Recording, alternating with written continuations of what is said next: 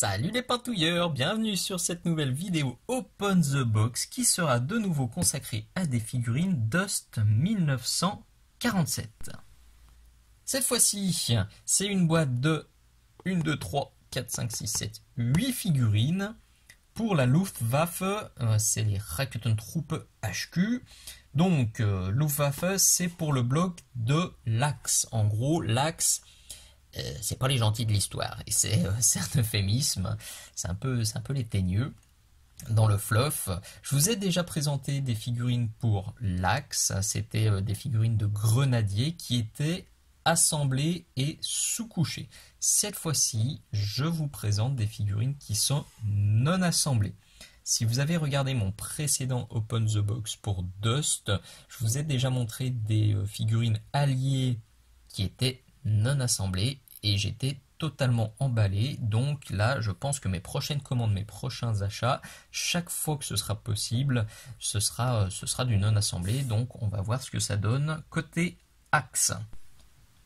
Avant d'ouvrir, un énorme merci à la boutique Paints and Games de Montpellier. Je vous en ai aussi parlé déjà dans des précédents tutos, puisque l'ami Sébastien qui gère la boutique Paints and Games m'a envoyé pas mal de Rabio, Orc et Space Marine que j'ai déjà utilisé pour ce tuto sur le lance-plasma. Qui est déjà dispo sur ma chaîne YouTube, et celui-ci qui à l'heure où je tourne cette vidéo est encore une avant-première Patreon et qui arrivera bientôt sur YouTube.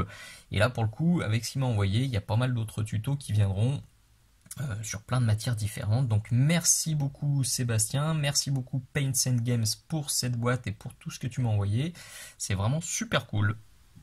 Petite parenthèse, soutien à un copain, je vous alertais sur mon Facebook courant novembre parce que la boutique de Sébastien était vraiment dans la purée, puisque seulement 5 jours après avoir pu ouvrir, il a dû refermer à cause du second confinement alors que les factures, les charges et autres joyeusetés s'accumulaient.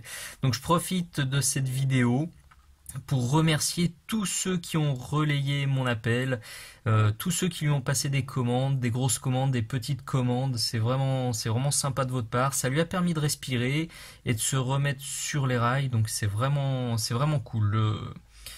Le chemin va encore être difficile, on le sait, pour lui, pour les petites boutiques. Donc pensez bien à elles pour vos achats de Noël notamment. Soutenez vos boutiques, qu'elles soient en ligne ou qu'elles soient en dur, elles ont besoin de vous pour passer cette année qui est bien compliquée.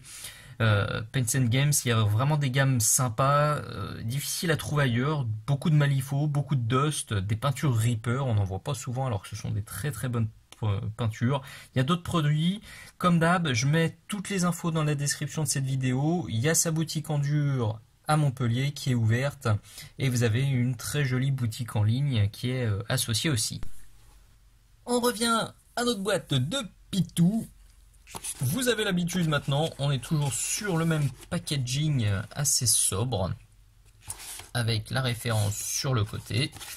Et normalement, à l'intérieur, on doit trouver un max de papier bulle. Les petites cartes toujours parfaitement protégées dans un sachet séparé. Et déjà c'est lourd, ça me plaît. Et voilà, chaque figurine emballée individuellement dans un petit paquet. En plus des sachets de figurines, alors vous trouverez cette roquette là qui est séparée, qui est pour un des persos. Méfiance, faites surtout gaffe à ça. Quand on déballe un peu rapidement, on pourrait perdre cette petite croix en décalco qui est pour le médic de la troupe. C'est une très bonne initiative, moi je suis bien content de les trouver, ces décalcos, donc il n'y a pas à perdre. Et vous avez aussi 8 socles, enfin 8 tiges de volant, parce que pour le coup, toutes ces figurines là, elles volent. Donc ces figurines, en l'occurrence, vous avez Kaori.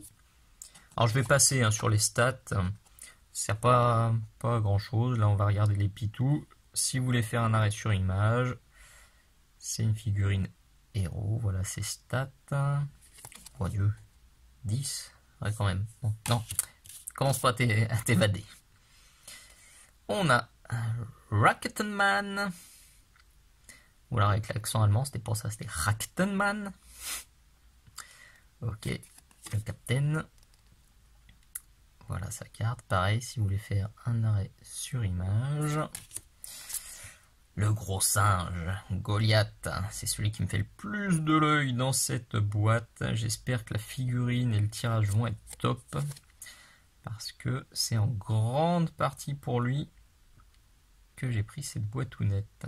Un héros gorille. Et la commande squad, donc avec le leader, le médic, un lance-roquette. Voilà. Et ben ça met l'eau à la bouche tout ça. Il n'y a plus qu'à ouvrir les petits sachets pour voir de plus près. On constate tout de suite quand on ouvre le premier sachet, primo, que le tirage est super fin, qu'il y a beaucoup de détails, mais secondo, il y a aussi pas mal de boulot, puisque juste pour ce piéton de base, j'ai quand même 1, 2, 3, 4, 5, 6, 7, 8, 9, 10, 11 pièces. Donc ça commence un peu à causer. J'avoue que ça peut faire un peu peur aux débutants. Maintenant, on va le voir, il y a des clés d'assemblage qui sont vraiment pratiques et qui vont bien guider le montage, mais c'est vrai que c'est plus flippant que les figurines alliées que je vous avais montré la dernière fois, qui étaient assemblées en 30 secondes, 30, j'exagère, en 5 secondes chrono. Donc là, c'est celui-ci que je viens de sortir, je pense, je peux dire de bêtises, ouais, c'est lui avec la roquette dans les deux mains. La figurine en elle-même va quand même être rapide à monter, vous le voyez. Alors, déjà la qualité est très très bonne, c'est très fin, là ces petites sacoches, les petits boutons, on a une petite ligne de moulage qui est là mais qui est pas violente. Les bras, ultra simples, clac et clac, et c'est bon. Bien sûr je mettrai un peu de super glue et ça sera nickel. Les jambes, vous le voyez là aussi, on a une grosse clé d'assemblage, ça permet de ne pas avoir besoin de faire de contre-perçage. Alors là, je pense que ça va pas tenir tout seul, je mettrai un peu de pâte à fixe. Bon, ça rentre tout seul, mais ça tient pas. Évidemment, il faudra coller, et celle-ci aussi. Très très fin là aussi. On est toujours sur la même matière, c'est une sorte de plastique, alors qui est pas mou, hein. J'appelle ça du plastique demi-mou, ça me fait beaucoup penser au plastique d'Aristea. C'est pas du plastique dur façon Citadel Games Workshop, mais c'est pas du plastique mou de Kickstarter. On est vraiment entre les deux. Gros point positif, j'adore cette tête, hein, avec les super grosses lunettes un peu old school là, pour faire un reflet lumineux un peu façon lunette miroir qui va bien attirer l'œil. Je trouve ça top, ça me plaît bien. Si la caméra veut bien me faire le focus, merci Josiane. Nickel. Et alors on a une petite sacoche aussi à mettre sur le côté, alors un fait un peu troublant, vous voyez, et ça sera aussi sur le paquetage dorsal. On a des petites tiges comme ça qui sont prévues, mais alors soit je suis neuneux, soit j'ai pas trouvé, mais je vois pas de trou prévu pour mettre cette tige. C'est pas dramatique, ça fait toujours gagner du temps, vous n'avez pas besoin de mettre un trombone pour fixer ça. C'est du diamètre 1 je pense, donc avec une petite perceuse à main et un foret de 1, ça va y aller. La mitraillette, alors pareil, j'ai pas vu d'emplacement vraiment pour la mettre, j'ai l'impression qu'elle est sur le côté de la roquette, et le gros du boulot c'est quand même cette petite roquette. Enfin, j'appelle ça une roquette, mais on est plus sur parce que j'ai Rocketman en tête. Mais bon, voilà, c'est un paquetage dorsal qui permet de voler. Donc une fois qu'on a compris que ça, on doit le mettre comme ça. Après, on se met dans l'autre sens. Ça, vous voyez, vous avez une tige qui est ici et qui vient se mettre là.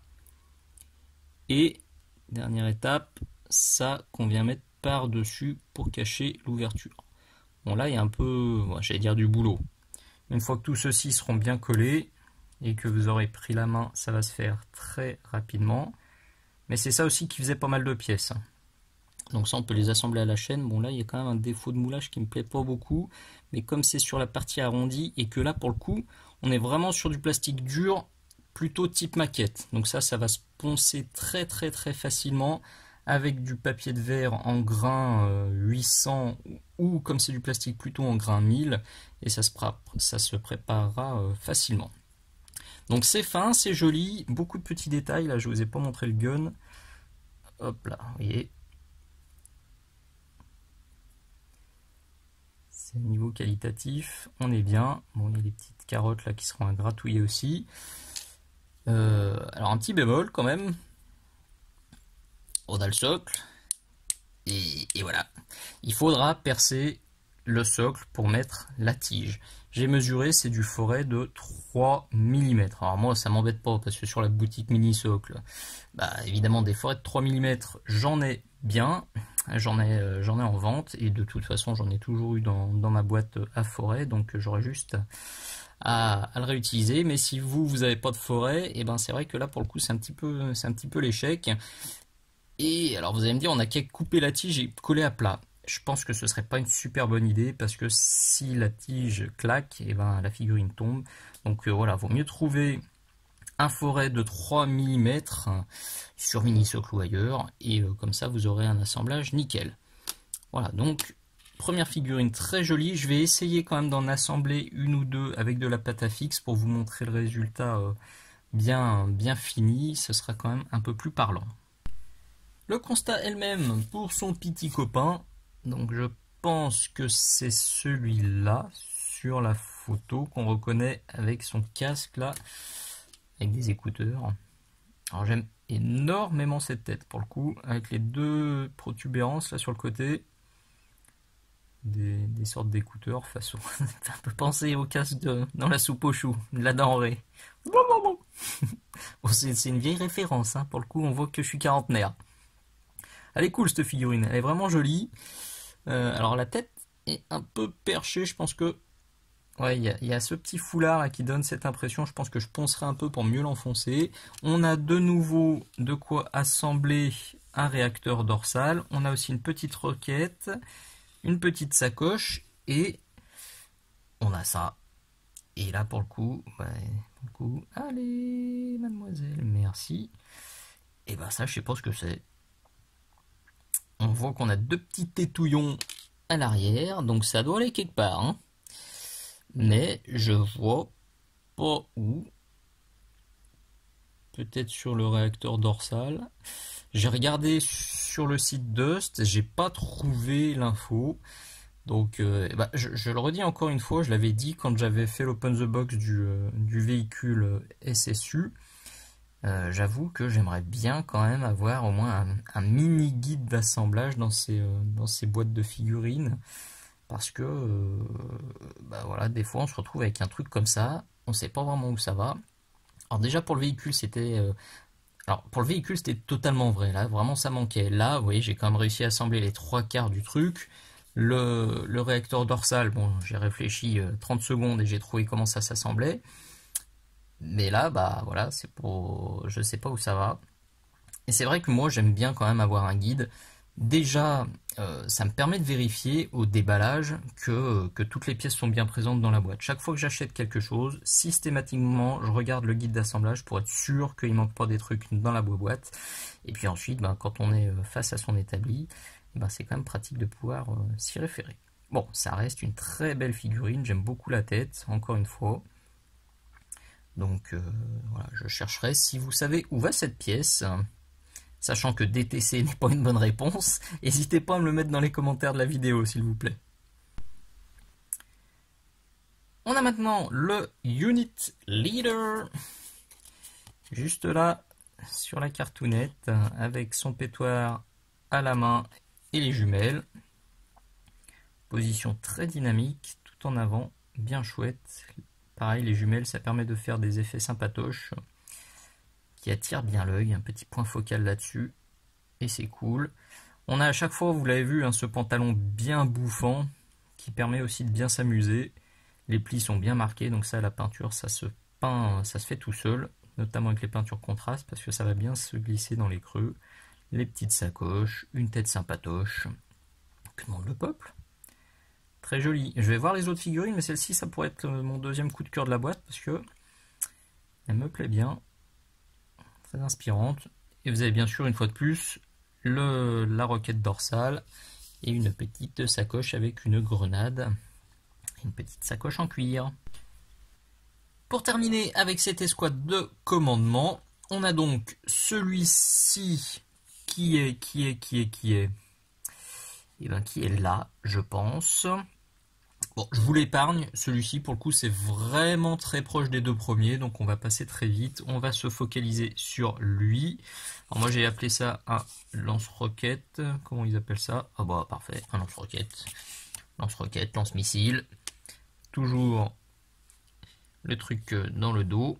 Et là pour le coup celui-ci est quasiment entièrement en plastique noir. Tous les autres étaient bicolores. Le système d'assemblage est vraiment malin, je vais lui virer, voilà. Hop là, vous voyez, si la caméra fait le focus, donc on a une grosse clé, tac, et en dessous, on a, hop là, le trou pour la poignée. Donc ça s'assemble très facilement, très rapidement, et on a une belle figurine avec un gros pétoir. On a de nouveau la tête avec les deux petites lunettes que j'aime bien. Donc ça me va bien. Un max de détails, le tirage est très propre, il n'y aura pas beaucoup de boulot. Alors le gun, vous le voyez, est un tout petit peu tordu. C'est le gros avantage de ce plastique semi-mou.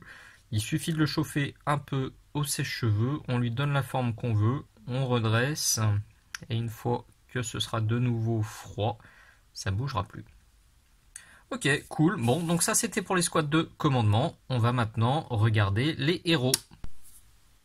On enchaîne, cool chaîne, avec Kaori, cantonais ou basmati, selon ce que vous préférez, qui, rien que vu d'ici, a l'air super fine, et ça se confirme quand on regarde la figurine. Je pense que c'est à ce jour la figurine à assembler la plus fine que j'ai vue. Et je pense qu'avec de la pâte à fixe, celle-ci, ça va pas le faire, donc je suis pas sûr de pouvoir vous la montrer assemblée. Parce qu'on a quand même des clés d'assemblage, vous le voyez là, sur la jambe, on a ce qu'il faut.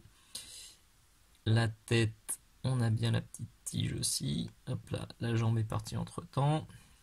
Et après, on a des tout petits détails. Alors la main est vraiment minus. Vous voyez, et elle vient s'enquiller comme ça.